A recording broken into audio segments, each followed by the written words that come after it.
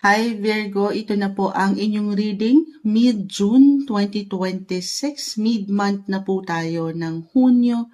Kukuha tayo ng ilang guidance para sa inyo. Kuha tayo. Ito na nga. Oo.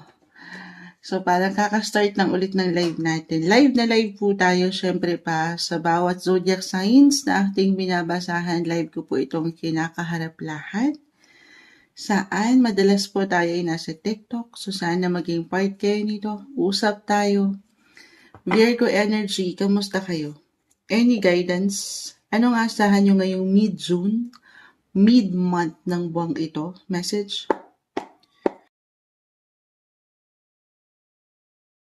Anong parating sa inyo? Seven of Pentacles. Three of Wands. So may ilang plans ba in regards travel or anything connected travel international? Napakalawak, depende to guys ha. Tayo po ay general messages, reversal din tayo every time. Pwede itong sa inyo mismo or sa ilang tao sa inyong paligid, pamilya, relasyon, trabaho. Okay? Meron ba kayo nilulook forward dyan? Actually, astrologically, kung ipapasok ko dito, i-apply natin agad-agad. Si Mars, the planet of energy ngayon ay nasa inyong mga 9th house. Ayan, 9th house of anything travel. So, kung meron kayong hinihintay or ngayon pa lang kahit sa simpleng pag-ayos ng dokumento, travel documents, visa, passports, oo, may ganun ba? Trust the process, guys. Maaaring may ilang delays lang kung naramdaman na ito. Oo. Take it easy. Kalma muna. Or nag-iinit talaga yung inyong mga kagustuhan to travel.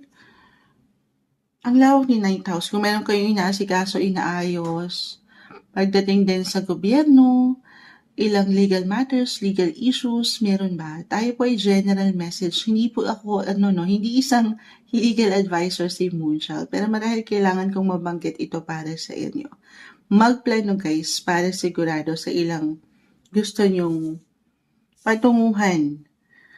Anything abroad. Or kung itong trabaho nyo ay may patungkol din sa ibang bansa. Virgo, why not? Oo, ito i-clarify pa natin ha. Or may ilang bang umuwi mula sa ibang bansa? May ganun kasi akong kilalang ilang Virgo ngayon. May mga kamag-anak na ngayon may kasiyahan sila. Siyempre, reconnection, reunion, kahit over the net, 3 is about the internet. Virgo, mid-June. Mid-June. Or kung ito'y patungkol din po sa pag-aaral, kasi dyan din po yun. Isa-isa lang, wag lang kayong mag-overthink sa ilang bagay. It's okay to pause, guys. Kasi parang masyadong naging futuristic yung energy ngayon na ang ganda, pero kakalmahan, ha? Stay put lang kayo. Be present. Yun naman ang mahalaga. Kasi kapag masyado tayo naging futuristic, yung tendency lang nun ay baka, alam niyo, may pressure. May pressure na baka kung ano-ano na yung maisip nyo. Meron pa kayang darating? May opportunity pa kaya? Or baka wala na, hindi na lang kaya? Ayan. Dito as a Virgo, one of the warrior kayo sa zodiac, pakita natin sa live. Mapapa-overthink pa tayo niyan. Ito kasi si The Hangman naman, parang nasa waiting game. Waiting can be hard, guys. Pero, tiwala, okay? Tiwala sa proseso. Lalo kung nakaramdam kayo ng kabagalan sa part na ito. Tiwala sa sarili, syempre pa.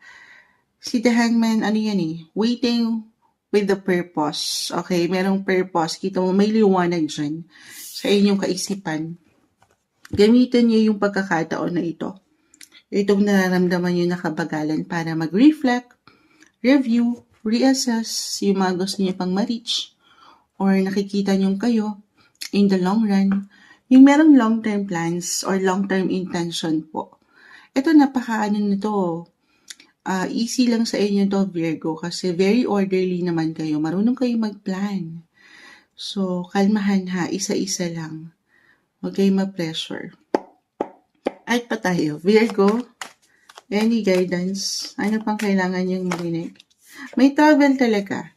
So, reversal, pwedeng meron kayo tong magta-travel or merong nagta-travel, may magbabalik, or anything connected travel. May movement, may magandang flow akong nakikita dito. Kahit over the net lang yung connection. If ever wala kayong magaganap na physical travel or meron kayong inaayos sa asikasuhin na dokumento. Ang lawak din po ni 9th house. Nakukuha natin, sobrang nagbibigay din yung energy ni 9th house din. Connected government, education, religion, if ever, may mga agenda po dyan in regard sa mga na-mention ko, ha? So, kalma, merong ganapan dyan na parating in time. Timing. Meron bang magbabalik eskwela or ngayon pa lang on fire kasi nga, back to school na kasi Moonchild. Kasi dyan po talaga yun. 9-9, yes. Ang umaangat. It's about learnings, maturity. Ayan, ang dami. Okay. So, merong magbabalik, the 8 of Cups, or nanunumbalik, kahit sa simpleng pakiramdam pa lang ito na pwedeng umangat, mid-June tayo. Maring merong mapunan na ilang kakulangan. Yes. Yung growth medyo mabagal or nakikitaan ko na minsan ang hirap niyong masatisfy.